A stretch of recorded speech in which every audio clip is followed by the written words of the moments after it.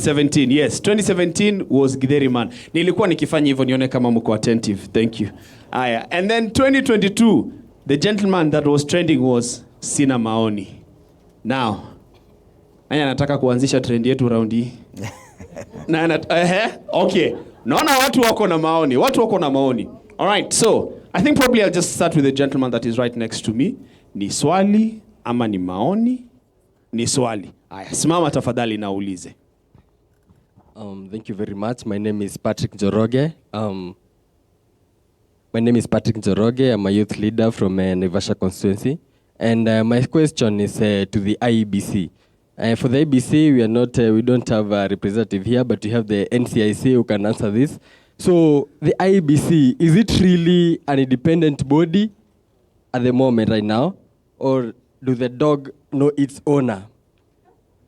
Because, no, that's true, because we have seen even a philosopher said that a referee does not look at one side because the whistle came from the one of the team. So they must be very strict to their work because they're independent. And this because from the latest poll from Olkarau, we saw that they were not very straight. They were demeaning one side. Because, for instance, one of the MPs from Kipipiri, Wanjiku Muhia, just said the correct thing. They say that will not allow people, the outcasts, or people from outside or Karau to vote there, but then she was fined 1.5 million. But the other one, who are just bribing voters in the daylight, they just go like that. And the other one whose car was seen, and the number plate was taken, and it was identified was one of the MPs allied with the government. But then no action have been taken up to now. So you see, is IEBC an independent body, or does the dog know its owner? Asante. All right, so for the first question, Fred, it's still on a matter of trust.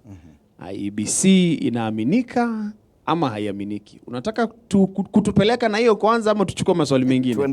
Tuendelee. Haya, ikikuwa mzito, I think probably let me go to a lady first, and then tutaenda tukicheza hivyo. All right? So let me just come here. Thank you so much. So my name is Masai Chebet, Emeritus President, Kenya Methodist University, and an aspirant for the National Youth Council. So my first question, thank you so much. My first question is to Mr. Robert Thuku.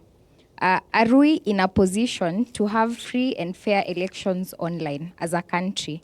Of course, America does it, and that is what is happening, of course, going with the times. But are we able to do it with technology that can prevent tampering? Because it's one thing to conduct it, it's another to have the necessary technology to prevent tampering. And I have this other question for Ms. Jerusa. What about hate speech, like from Kenyan to Kenyan? Because it's, of course, the politicians are mostly the inciters, but today, if I say I am Chebet, someone has already thought, okay, this one is team this or that. And I think people who actually do the harm, we are under political incitement, but the harm is usually from me to my neighbor and my neighbor to me. So what are you doing about limiting the citizens as much as we are limiting the others? But so far, hopefully your efforts will bear fruits and we'll have a free and fair elections. Thank you.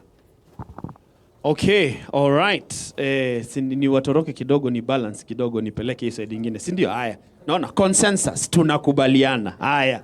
Wacha tukuje upande huu, tuanze hapa, alafu nitakuja hapo. Thank you so much. My name is Gideon Mereru, the CEO of Okoa Vijana Initiative, to Office of the Registrar Political Parties. As we approach the 2027 general election, political parties are already positioning themselves, and Kenyans are beginning to align themselves with different political formation. We are also hearing increasingly polarizing narratives such as one-term, two-term. What specific measures is the Office of the Registrar Political Parties putting in place to ensure that political parties respect the law, conduct issue-based politics, promote internal democracy, and avoid using ethnicity, misinformation, intimidation, or hate speech to mobilize voters. Can you assure Kenyans that the rules will apply equally to parties supporting the government and those opposing the government? My brother, who is from the electioneering election department, the election working group has an important role in strengthening political preparedness and public confidence. 1 year to the election, what are the 3 biggest risks you are currently identifying and that could undermine the credibility of the 2027 election? And what should government, political parties, civil society, and citizens do now, not after the election, to prevent those risks? National cohesion, the commissioner. NCIC has a particular sensitive responsibility because of political competition in Kenya can easily become an ethnic competition.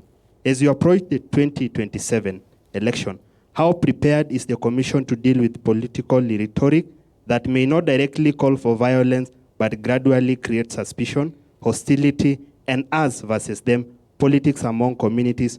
Where should Kenya draw the line between legitimate political criticism and hate speech and incitement? I'll give the others as time progress.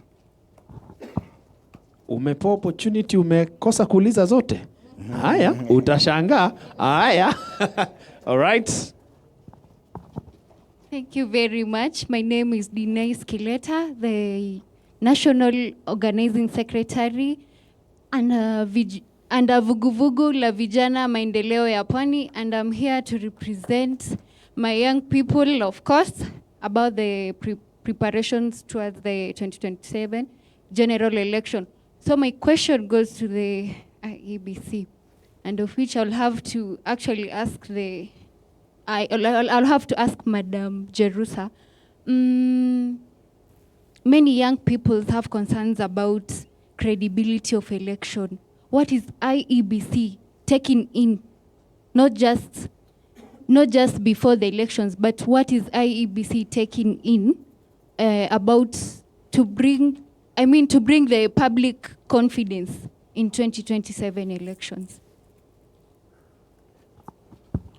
All right, thank you very much. Fred, huku maswali mingi sana ni kama zilikuwa zinaelekea towards IEBC. Kwa hivyo kuna balloon ni kama zimekuwa deflated kidogo. You can take one more, then we get them answered. Okay, all right. We can just take one more. Let me just take this one more, and then we can get them answered. Thank you. I'm George Ojambo Uma from Safina Youth League, and I'm also an aspirant for Member of Parliament of Funyula constituency. To begin with, he said that political party lack ideologies when it comes to devolution and etc. Maybe he just hadn't done enough homework. He would have realized that Safina party were clear in ideology. And then secondly, staying on Safina party, I also want to urge the young people that as we move forward as we walk the preparedness towards 2027, it's good to align with ideology. And I also want to refute his claim that 2-term and 1-term is polarization. 2-term and 1-term is not polarization. It is just, I want to put it this way, that there are 2 ways to remove policies. 1, remove the policies. 2, remove the policy makers. So when we say 1-term, we are simply saying remove the policy makers. It's not polarization.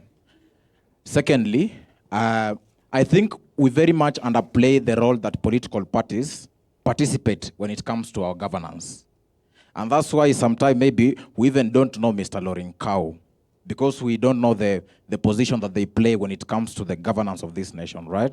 Because when you go to the better, what young people have been championing for, good governance, at the base of the pyramid is political parties. Who is governing and who is refereeing these political parties? The office of the registrar of political parties, you see? And if even the dictatorial tendencies of the governance in our governance comes from the political parties, if even the corruption begins from the political parties, ikiwa kama unataka ticket, like for example, very soon I'll be in a very high end on trying to get my party ticket to run for my member of parliament, and then I'll be told to enda hivi. The registrar of political party should make sure that a person like me democratically gets his ticket. Sindio? Because the law guarantees it. Unaona? And then now I want to come to the NCIC. Well, he has explained a very complicated academic crackdown on how to catch hate speech perpetrators. It was awesome, and I wish that it applies on both aisles. When it comes to those who are in government, it goes so academic, so complicated, but when it goes to Kinakagusha, it's just a 1 week thing, and then he's hunted down wherever he is, even from his bedroom. So the NCIC, wacheni hiyo mambo yenyu and try, if possible, just try to, kama ni academic, ikuwa academic on both aisles, ama ni aje? Kama si academic pia isikue pia hivyo. Asanteni sana. All right, so thank you very much. So Fred, maswali ndizo hizo umezisikia. Thank you. Wacha for now. Wacha nirudishie Fred aendelee, tusikie hizo zijibiwe kwanza, alafu